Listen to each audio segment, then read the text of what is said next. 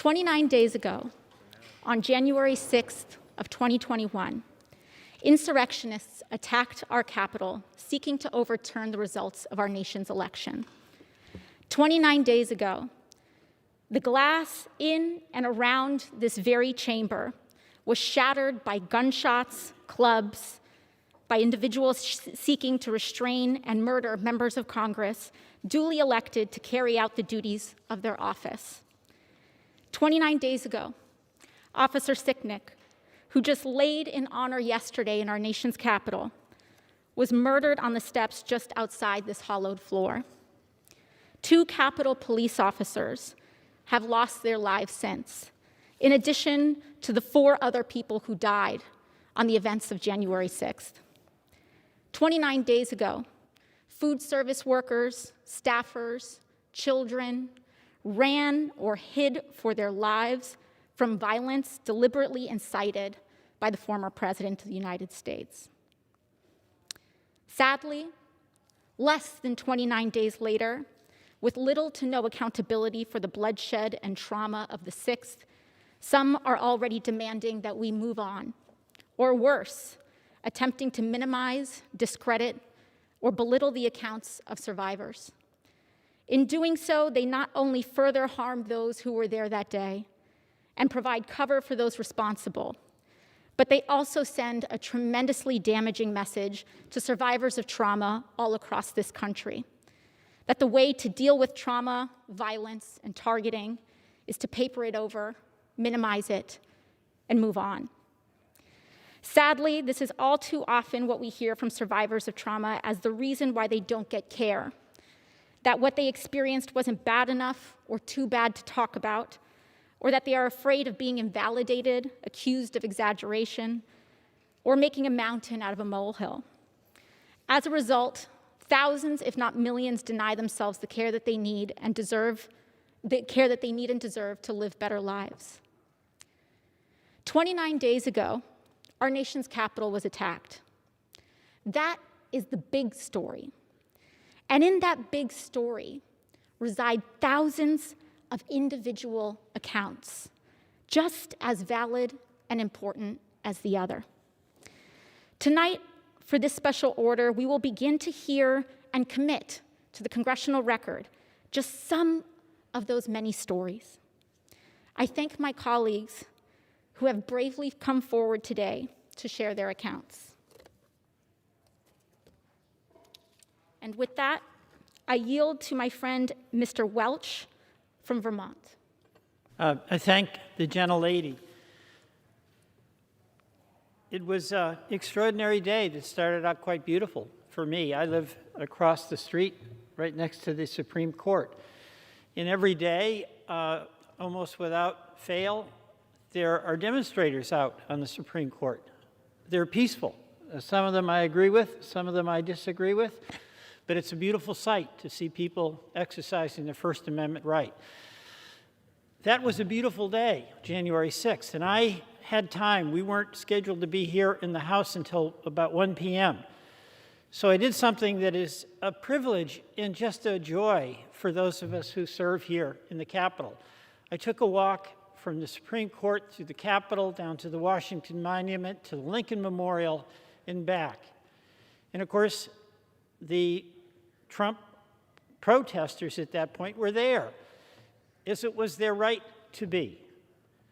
But on the way back, I became somewhat alarmed as when I got to the White House, it was really much more like a white-hot mob, with many folks with bullhorns talking about hanging Mike Pence and using horrible epithets I can't mention here directed towards Nancy Pelosi.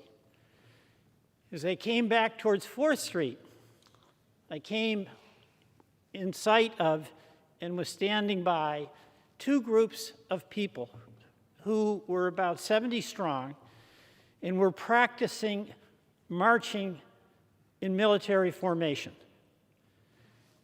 And they were chanting as they did, again, a word I can't use here, F those people, talking about the people in this building And as Ms. Ocasio Cortez said, people in this building were workers.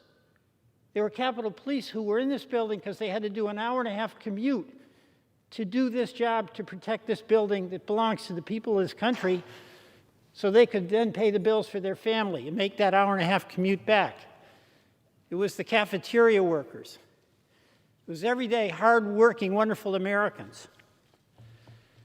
Now, at that point, I still didn't think anything about it because it never occurred to me that with all the anger and hostility I saw, with those groups of people that were marching in a formation, that when I was later sitting up in that gallery with many of my colleagues as the proceedings were taking place, it never, ever occurred to me that this building would be invaded. I took it for granted that that just couldn't happen. Of course it did. The first sign we had of something amiss is when we saw the security people for our leadership, the speaker, the majority leader, or the minority leader and our majority leader, rush them off the floor. We in the floor on the gallery still had no idea what was going on. Now, in retrospect, we find out the west side of the building was being breached. And one of the police officers said it was like a castle storming. Mr. McGovern took the chair. We began to continue the process of certification of the election until one of the Capitol Police officers told us that tear gas had been fired, that people had breached the building, get out the gas mask, lie on the floor. And then I saw Capitol Police officers with guns from their holsters.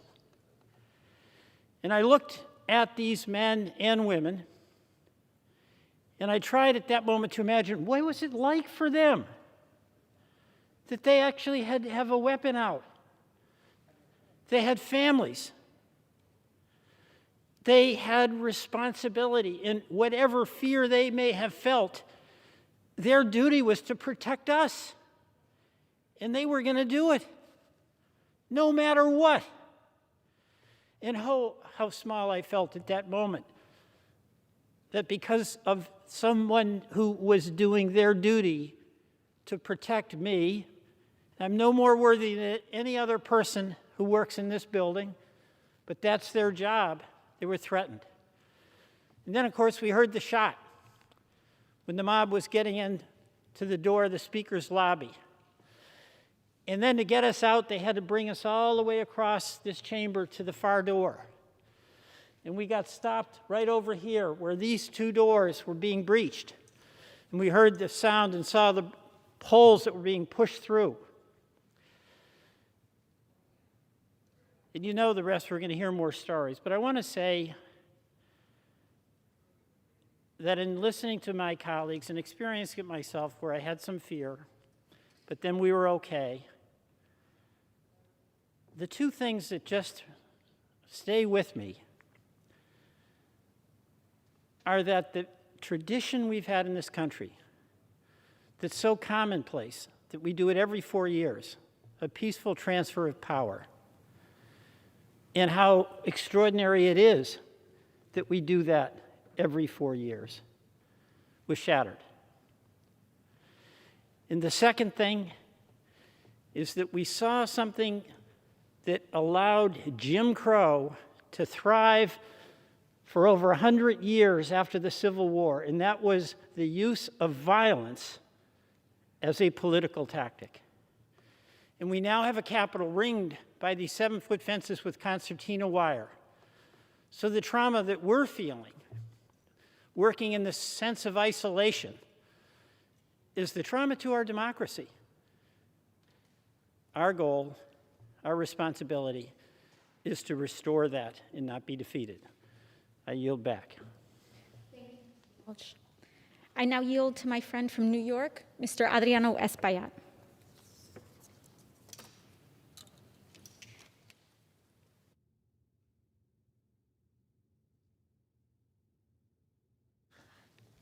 Madam Speaker, I would like to thank my colleague, Congresswoman Alexandria Ocasio Cortez, for organizing this special order hour this evening.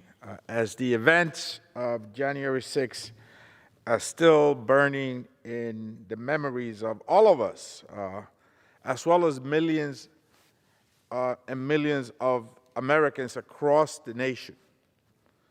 Although some people will like to deny that it never happened or sweep it under the rug, it continues to burn in everybody. The images are so aggressive that they still burn in the memories of millions upon millions of Americans.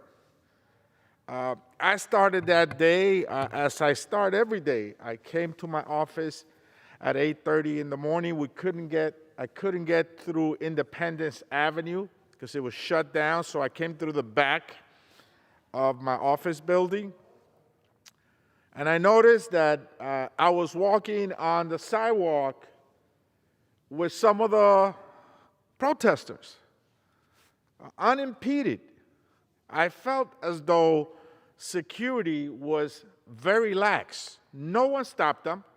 They were walking right next to me. They were around here as early as 8:30 in the morning.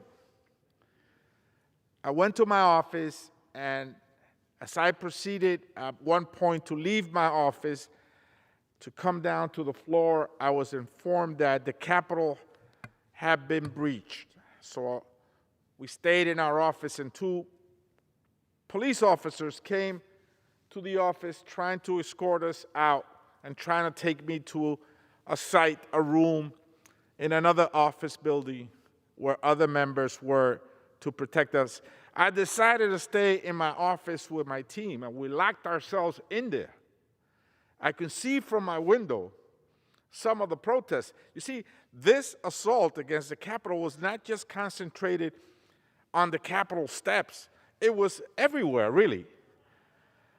And of course, at about 8 o'clock at night, a little bit before that, I came here to conclude the proceedings.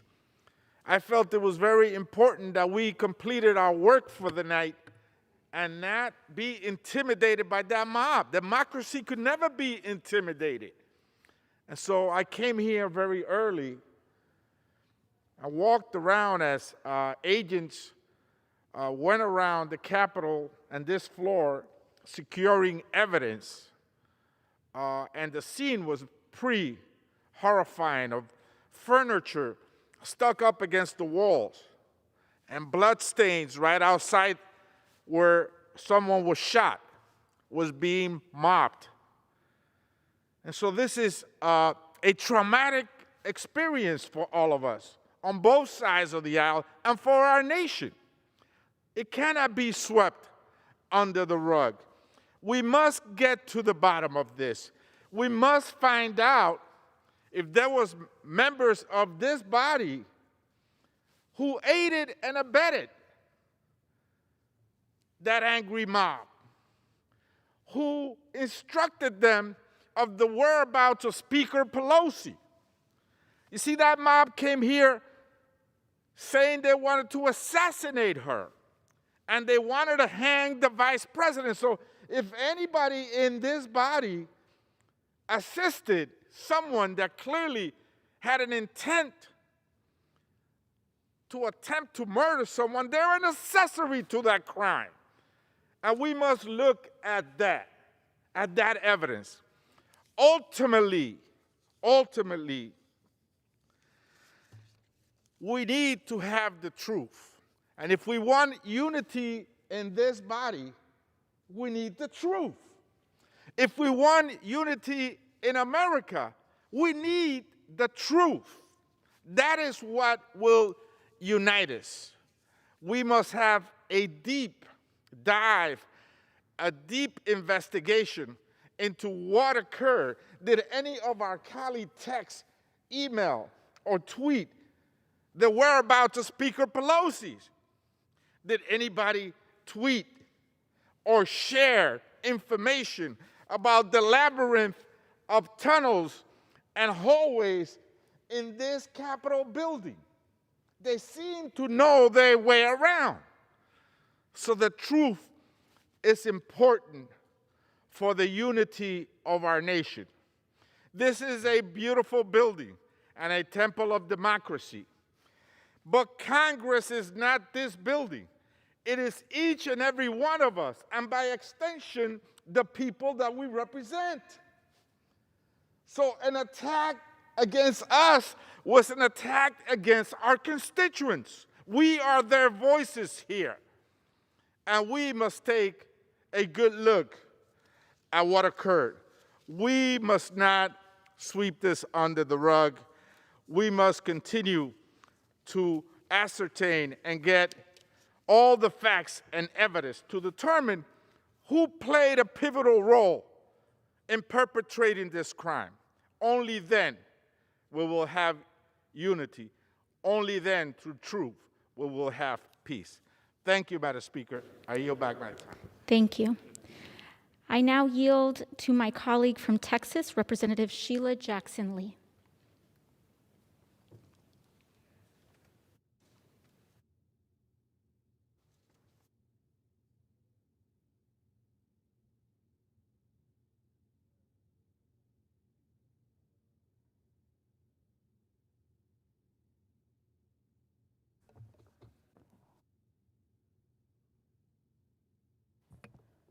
Let me thank the gentlelady from New York, first of all, for her courage and for convening us together. And I might say to the gentlelady that we're not doing this for ourselves. We have taken an oath of office. I have said this many times today as we debated a question of the status of a member. We took an oath to defend this nation against all enemies, foreign and domestic. And we realize that that oath is really above our own personal safety. That if we were called upon by this nation to defend her, to defend our constituents, I would venture to say that most members would stand by their constituents and this nation. This should not be taken as members fleeing out of fear, but it should be taken as an explanation and an expose of what happened in this place, how it was desecrated, undermined, diminished, how the American people watched this precious place. For those of us who've been here, I fled this place on 9/11. We were in a meeting, and all you could hear is a lot of noise. And members continuing to meet, not wanting to be disturbed, did not move until an officer or screaming came, and we heard the noise saying, "We don't know what's going on, but get out." In that instance, we fled, and all we could hear was, "Run as fast as you can and hit the ground way on the other side near First Street in the Supreme Court." I could see the billowing smoke and the plane that had hit the Pentagon. And so that fleeing, of course, was because we were told to do so. But members began to look for their staff and want to know what they could do. It was different from having a pandemic. It was different from the setting here, except for the fact that members cared about what was going on in their constituency and their staff. Here we were in the same way. Members were protecting their staff in their offices. So I want this not to be about us, but the story needs to be told. And as you've already heard, there were those of us participating in this debate, some on the floor, some in the gallery. And I will tell you that the first thing I saw, Congresswoman, because we did not know of the huge crowds down near the White House. We didn't know that there were people dancing to music inside the White House, watching activities of attack here. But we didn't know about the major speech that was provoking a crowd of insurrectionists that had planned to come here and kill people. But the first thing I saw was good friends here rising up out of seats and moving out quickly. And only after they began to move did we hear the words, "Hurry up, get out, flee." Not necessarily flee, but first words I heard was our good leadership telling the doors to be closed. Thank them for that, our Sergeant of Arms who are here in this place. As we fled, we could hear the attack coming from the Senate side, and then we could hear the shooting that occurred right outside in the cloakroom area. And we crouched there, and some of my good colleagues and I began to pray. I started out by saying this is not about us, but it's about truth. And as I mourned and honored Officer Sicknick, as he was honored by being in a state of honor in this house, I was reminded of the many officers, Capitol Hill and Metro Police, that are in hospitals, that are still hurting, and that are still suffering. And I said earlier this evening that I offer to them my deepest concern and sympathy and respect, and I'll be introducing a resolution to honor them. But I think the importance of this reliving what we went through is, as I've heard from my colleagues, we must get to the bottom of this. We cannot let white supremacy, which is now the #1 terrorist activity or terrorist group in America, more so than foreign terrorists, dominate the goodness of what this democracy and this Constitution stands for. We can't let the idea of free speech be the source of the fueling of hatred and anger that turns to violence. We can't let individuals storm this building and call for the killing of the Vice President or the killing of the Speaker of the House or the putting on plastic cuffs on members of Congress. We can't frighten members of Congress in their offices. We cannot allow this kind of attack on voices like the gentlelady from New York who simply wants to tell truth. She has freedoms. So I'm here on the floor to say that we shall not be denied. We're never going to give up our love for democracy, nor its vitality.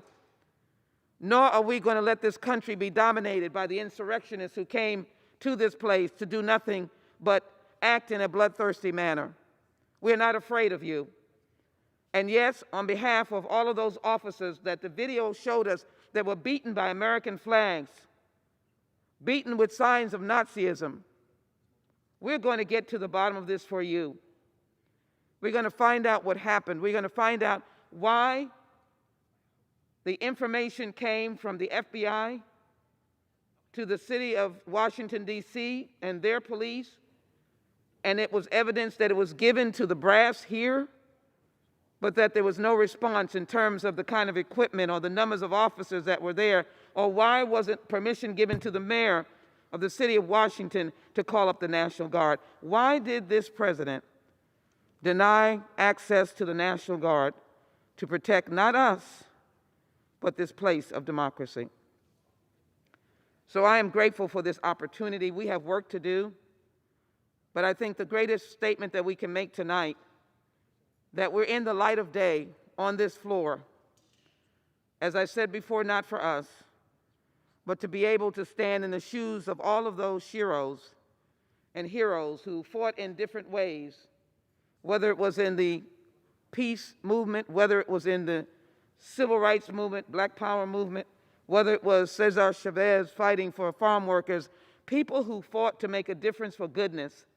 For all of those patriots, all of those fallen leaders, some assassinated like Dr. Martin Luther King, we cannot stand and allow the voices of those who provided horror to this place to suggest to the world that they have overcome us.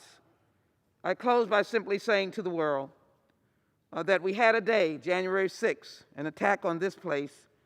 Insurrectionists and domestic terrorists penetrated the United States Capitol, but they never penetrated the strength of the Constitution and our values and our commitment to protect democracy, but also to give respect and comfort to those who lost their lives on that day or thereafter in terms of our law enforcement officers, and sadness for those, unfortunately, that lost their life by being misguided, but also to be able to say that this is a place that we will hold sacred and we will be victorious, and white supremacy, insurrectionists, and also domestic terrorism will not prevail over us. We will win, and we'll win for the many Americans who believe in the goodness of this country. I thank the gentlelady for yielding to me, and thank her so very much for her courage again. And with that, Madam Speaker, I yield back to the gentlelady. Of course. Thank you, Representative Jackson Lee. I now yield to my colleague, Representative Dean Phillips of Minnesota.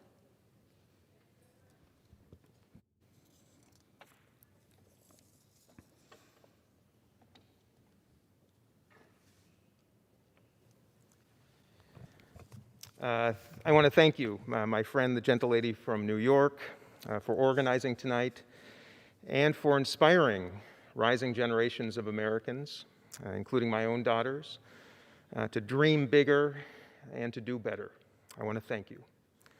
And I want to start my remarks by addressing those who have belittled, dismissed, minimized, or criticized anyone who has experienced trauma of any type, at any time, in any form.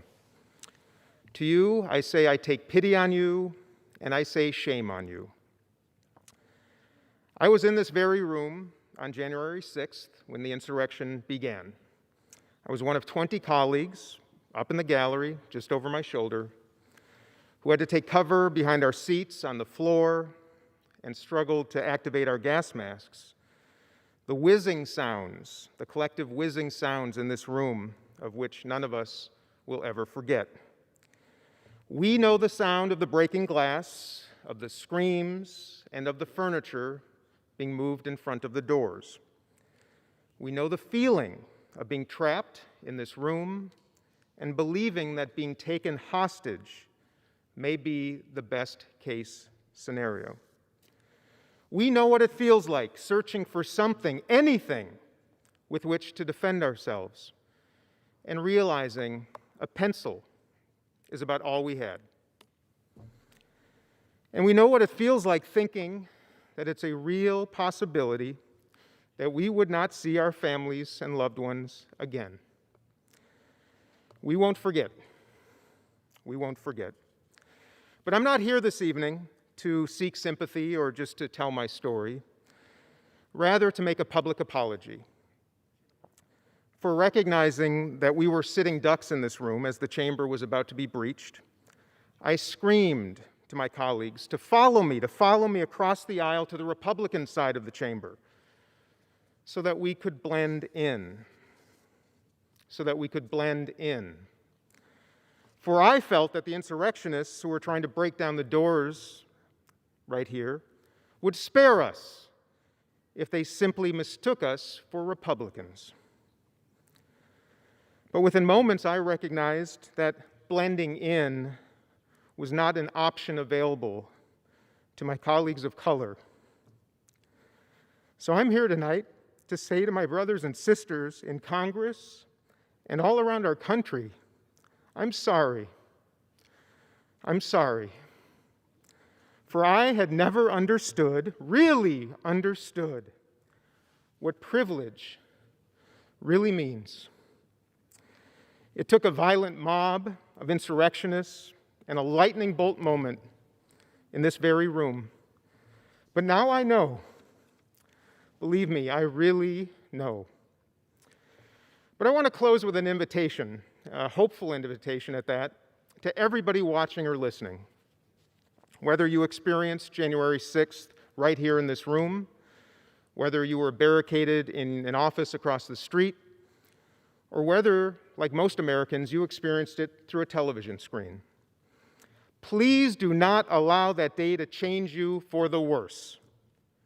Rather, please find something in it to improve yourself, to improve our country, and to improve our world. I surely did, and I hope you'll join me. With that, I yield back. Thank you. Thank you, Representative Phillips, for your extraordinarily powerful account. And I now yield to my friend from Pennsylvania, Representative Mary Gay Scanlon.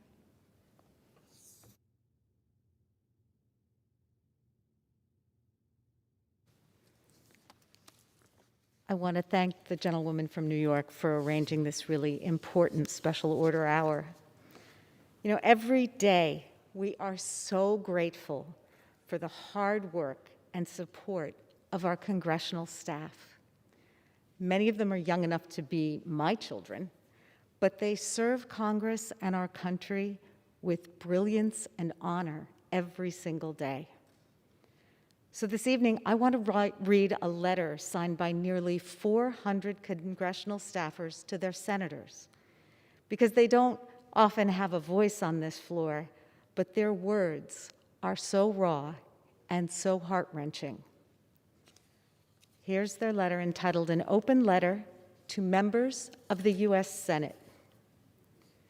We are staff who work for members of the U.S. Senate and the U.S. House of Representatives, where it is our honor and privilege to serve our country and our fellow Americans. We write this letter to share our own views and experiences, not the views of our employers. But on January 6th, 2021, our workplace was attacked by a violent mob trying to stop the Electoral College vote count. That mob was incited by former President Donald J. Trump and his political allies, some of whom we pass every day in the hallways at work. Many of us attended school in the post-Columbine era and were trained to respond to active shooter situations in our classrooms. As the mob smashed through Capitol Police barricades, broke doors and windows, and charged into the Capitol with body armor and weapons, many of us hid behind chairs and under desks or barricaded ourselves in offices. Others watched on TV and frantically tried to reach our bosses and colleagues as they fled for their lives.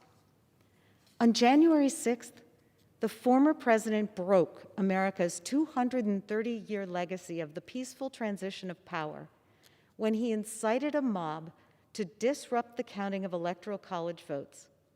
6 people died. A Capitol police officer, one of our co-workers who guards and greets us every day, was beaten to death. The attack on our workplace was inspired by lies told by the former president and others about the results of the election in a baseless, months-long effort to reject votes lawfully cast by the American people. Our Constitution only works when we believe in it and defend it. It's a shared commitment to equal justice, the rule of law, and the peaceful resolution of our differences. Any person who doesn't share these beliefs has no place representing the American people, now or in the future. The use of violence and lies to overturn an election is not worthy of debate.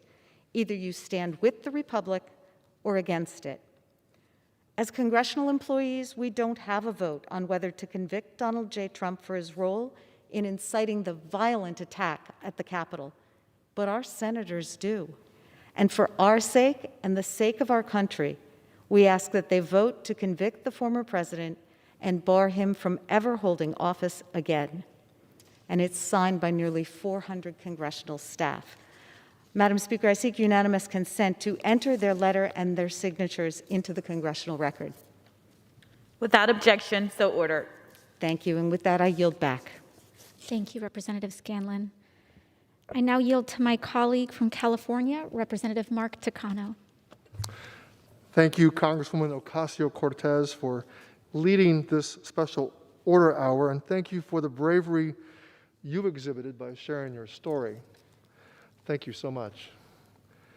Well, January 6th was unlike any other day I lived through during my time in Congress.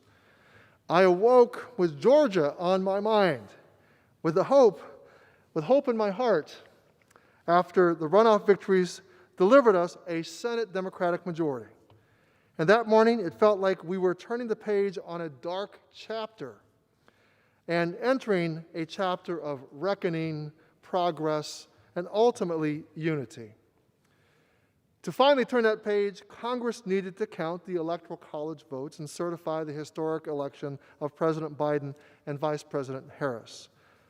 But that was supposed to be a perfunctory procedural action, but it became instead the target of an angry mob incited by the president, who encouraged that very mob to interfere and stop the counting of the ballots. And too many of my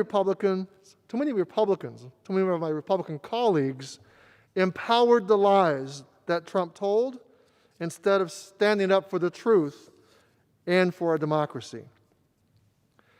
I had followed press reports that early in that day. I followed press reports about a rally being organized by Trump supporters in Washington, and my staff warned me to be careful as I carried out business in and around the Capitol. I got to the Capitol early because I did not want to run into too many crowds, but I never imagined what was coming after Trump encouraged his supporters at a rally to storm the Capitol and disrupt the Electoral College count. About midday, shortly before 1 o'clock, I was returning back to my Cannon office building when the Capitol Police told me, "Sir, we are closing down Cannon. We are evacuating Cannon. You need to go either to Longworth House office building or Rayburn and take cover." So I followed the instructions. I made my way back to Longworth, where I took refuge in a colleague's office. And eventually I made it to a secure location in the Veterans Affairs Committee offices in the Longworth basement. It was there my phone started to blow up with anxious constituents who asked me if I was okay, and they made me aware of what was going on outside. I turned on the television, and I could not believe what I was seeing. What I saw was Capitol Police being overwhelmed, and the violent mob of Trump supporters breaking into the Capitol and bringing the Electoral College vote count to a halt. And as the violence unfolded, I have to say I was in a secure location, as safe as I could be for that moment. I was fine but shaken, concerned about what this meant for our democracy. I worried about the safety of my colleagues. I worried about the safety of the staff.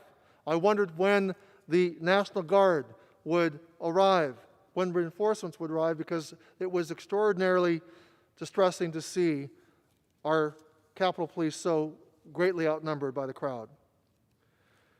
I was safe, however, and I turned out to be fine, and I still am fine. But that is not the case for everyone. And unlike my colleagues and me who are here, most of the people who lived through the horrors of that day, they can't share their experiences on the floor of the House today. I'm here to give voice to and acknowledge the experience of hundreds of congressional staffers, Capitol support staff, maintenance workers, Capitol police officers who also lived through that deadly insurrection. They experienced and lived the trauma, and it is just as valid and real as the stories that are being shared here today. Staff barricaded themselves in office. They heard banging on the doors from insurrectionists who could harm them. Staff also evacuated the House chamber and gas masks, and they were alone, gathering any items they could use as weapons in case the insurrectionists broke into this very room they were sheltering in. They were in danger as well. This is their workplace. Hundreds of people who answer the phones and keep our buildings running and keep us safe every day. And when you run for office, you are confronted with the reality that you may be putting yourself in harm's way. Staff didn't ask for this. They didn't sign up for this particular job. They didn't sign up to be put up in harm's way, and they shouldn't have had to have dealt with an attack like this. They were just doing their jobs. And those who lived through that dangerous day or watched as the Capitol was attacked from home are also experiencing pain and trauma. And to them I say, what you're feeling is valid, and we're here to support you, and don't let anybody gaslight or diminish or belittle what happened on January 6th. It was a serious event. And over the past few weeks, I learned the following that following the insurrection, the Office of Employee Assistance has been overwhelmed with requests for counseling and support from our staff. And after my staff on the House Committee on Veterans Affairs and I were made aware of this overwhelm at the Office of Employee Assistance, we worked with the VA to bring mobile vet centers to the Capitol complex to provide mental health services and resources to Capitol Police, the National Guard deployed at the Capitol, congressional staff, journalists, and anyone who needs it. I visited one of the vet centers this morning, and they told me, vaguely, Congressman, the numbers are there. The numbers, out of confidentiality, we won't tell you how many, but people are using these centers, and they're asking for help. The mobile vet centers can accept walk-in appointments every day, including weekends, from 7 a.m. to 11 p.m. And if someone would like to schedule a next-day appointment, they may call the Washington, D.C. Vet Center at 202-726-5212. And I just want to emphasize, you do not have to, if you work at the Capitol as part of the Capitol workforce, whether you work as a maintenance worker, whether you work as a staffer, this is available to you. I thank my colleagues and the staff who keep our democracy running. The only way to make this right and to help heal our nation is for the Senate to do the right thing and hold Donald Trump accountable for the insurrection he incited. Thank you so much for this opportunity, Congressman Cortez. I now yield to Congresswoman Rashida Tlaib of Michigan. Thank you so much to my colleague for her incredible courage. I asked her to go last because I get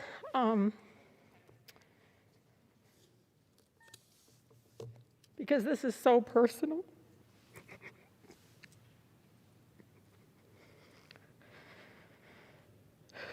This is so hard because, as many of my colleagues know, my closest colleagues know, on my very first day of orientation, I got my first death threat.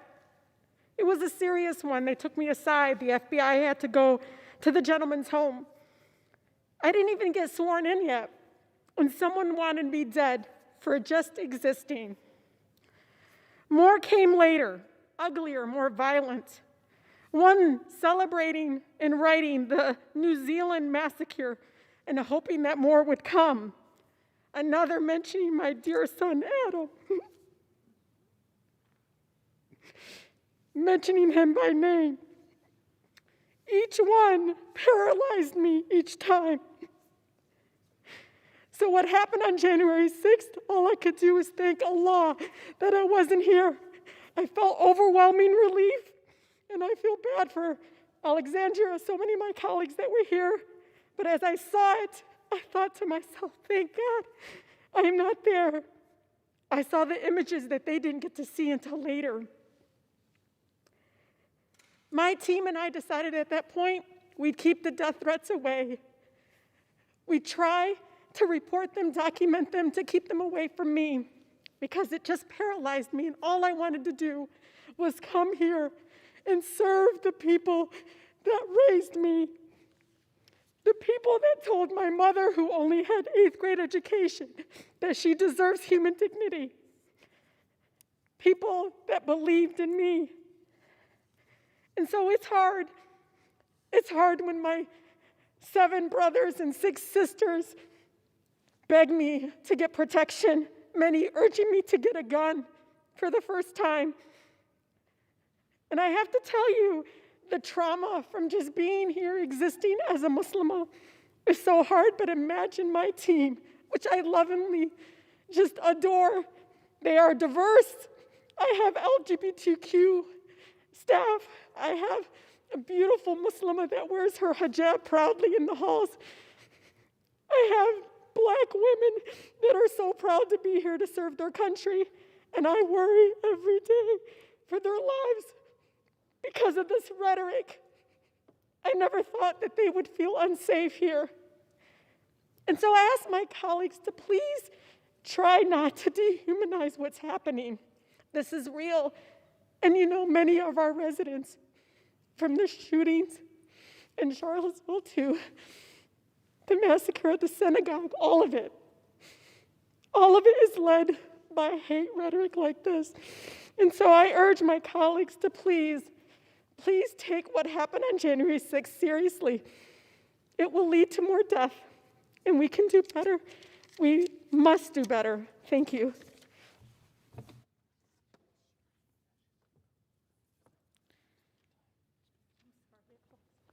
Thank you, Representative Tlaib. And I think that what the representative speaks to is so powerful and so important, because when we attack not just members of Congress for their and focus on them because of their gender, their faith, their race, their creed, we make everyone on this complex feel unsafe and feel less than safe, because our seats do not belong to us. They belong to the people of the United States. And we as members who come in and leave this chamber are not permanent fixtures.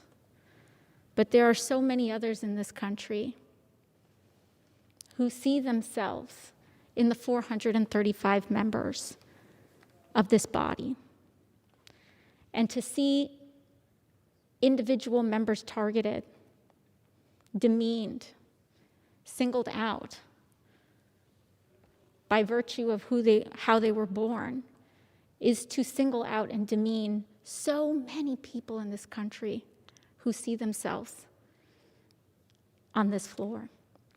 And with that, I am so incredibly proud to yield to another powerful woman and leader that so many in our country see themselves in, Representative Cori Bush of Missouri.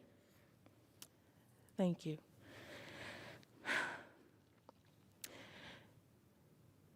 Thank you for that, and thank you for being such a leader at this time.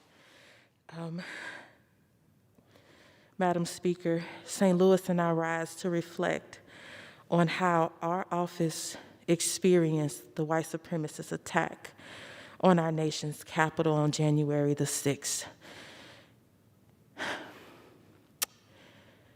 Everybody's experiences are different, and everybody's experiences must be validated. Everybody's experiences. I remember sitting up in the gallery, listening to floor speeches, knowing that there was supposed to be a protest happening outside, seeing people outside, and thinking that this was just part of the day until something happened. And I just felt the need to stand up and walk out. I walked out and I walked over I went to the steps. I went down a flight and I went to the steps and I went to look to see what's happening outside. And I saw the tip top of flags. And then I saw more of the flags and I could read words. And then after I could read words, I could see people. And then I realized that people were approaching. So I hopped on the nearest elevator and left and made it back to my office safely. And when we came back into our office, we walked in and we started to see on our televisions people breaching doors. And I remember thinking, is this actually what's happening? The more I watched, and people were calling this a protest, let me say this, that was not a protest. I've been to hundreds of protests in my life. I've co-organized, led and organized protests, not only in Ferguson, Missouri, alongside the amazing Ferguson front line that most people don't even acknowledge. They don't even know their names. They don't even know who died. They don't even acknowledge the amazing people that put their lives and livelihoods on the line for our safety, believing that Black Lives Matter, because they actually do. And we shouldn't have to say it. It should just be true. But it's not evident in our society when we have to continue to say My life matters. And then they hit us with things like this. And so I remember sitting in the office with my team and just thinking to myself, I feel like I'm back.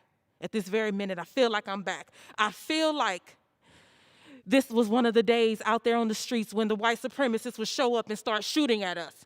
This is one of the days when the police would ambush us from behind trees and from behind buildings, and all of a sudden now we're on the ground being brutalized. It felt like one of those days, and I just remember taking a second thinking, if they touch these doors, if they hit these doors the way they hit that door, if they hit these doors and come anywhere near my staff, and I'm just going to be real honest about it, my thought process was, we banging to the end. I'm not letting them take out my people, and you're not taking me out. We've come too far. So, Madam Speaker, St. Louis and I rise with a message for our Republican colleagues. On January 6th, I thought about January 3rd, and I thought about how we all raised our right hands up and took an oath. Each and every one of us on this very floor, we swore that we would support and defend the Constitution of the United States against all enemies, foreign and domestic. Even though that Constitution wasn't written for people who look like me, even that Constitution wasn't written by people who look like me, and even though that Constitution cemented an unjust nation for people like me, my team and I got to work, and we unveiled legislation to investigate and expel those who were responsible for inciting this attack so that we could defend it, because we have a duty to fight for a more perfect union, because we cannot stand up to white supremacy in this. Because if we cannot stand up to white supremacy in this moment as representatives, then why did you run for office in the first place? No matter what district you represent, no matter where you live, no matter Democrat or Republican, you represent a district that is on average about 700,000 people, meaning you have to resent those who love you, those who despise you, those who voted for you, those who swear they'll never cast a vote for you. People who talk like you and people who don't look like you.